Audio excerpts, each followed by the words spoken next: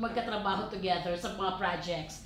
Okay, pwede nyo bang i-share kung ano yung favorite part ninyo? Working with each other. That's naman. Kala ko may sagot ka na. Miguel.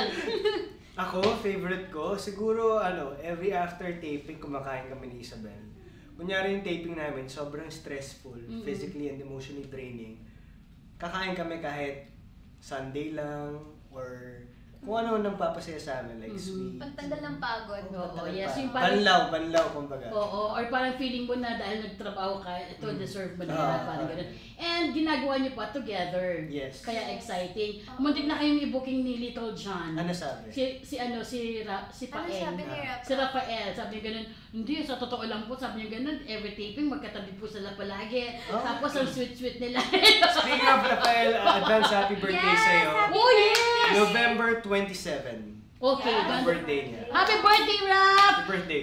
At kasama ko siyang nagtitaping ngayon sa Walang Matigas na Pulis, sa Matinik na Basics. Book 2, guys. Book Abangan 2. niyo po. Nice, Yes, book 2 nice. na. Okay. Kung meron kayong... Ay, hindi. Si Isa wala Tama, pang sagot. sagot mo. Oo. Tayo ka nun, tinakat ka. Okay lang. Oo. O, yung binalikan ko. Para sa mga may bangs niya. Oo, o, yung bangs ko sa likod, ah. Okay, Ako si Isa. Oo, siguro nag-enjoy ako kasi yun, parang palagi akong may kakulitan sa set. Tapos, alam mo yung parang nagko-collaborate kami. Binanggit ni Miguel, palagi kami kumakain after. Tapos, pinag-uusapan namin lahat ng mga eksena namin. Yung, ang saya lang kasi, of course, kasama ko si Miguel and at the same time,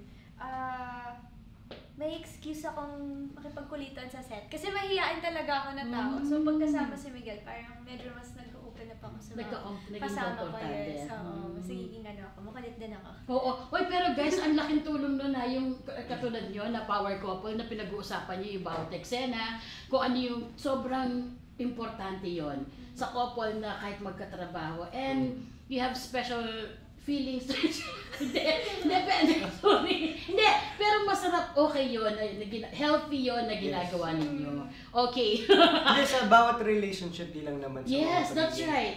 Kunyari, kami as isa girl, pinag-usapan namin scenes. Ganun din naman sa mga sa mga couple, sa mga relationships sa totoong buhay. Yes, tama, Miguel. Pinag-uusapan. Yes. Yeah. Tama ka naman dyan in every relationship.